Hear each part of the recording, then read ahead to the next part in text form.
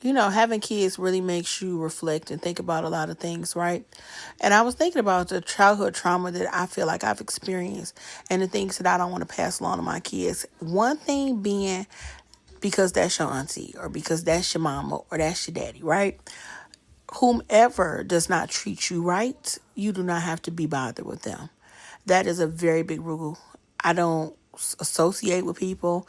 If you treat me wrong, I feel like you're going to treat my kids wrong. I allow my children to have boundaries.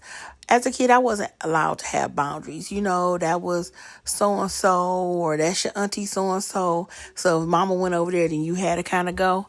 And sometimes you can't talk as a kid, and I never want my children to be in a position or in a place where they feel like that something is wrong and they can't say anything. I always want to be able to hear them.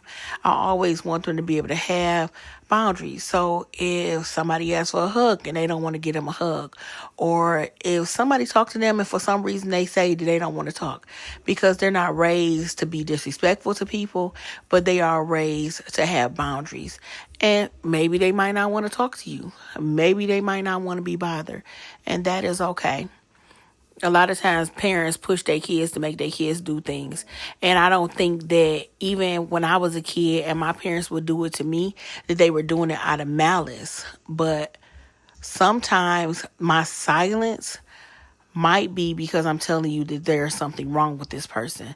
Sometimes my silence might be because I don't want to be bothered. Sometimes my silence might be because it's something that I can feel in my spirit that you might not see with your own two eyes. So for my children, they never, and I mean never, have to speak and be bothered with anybody they don't want to.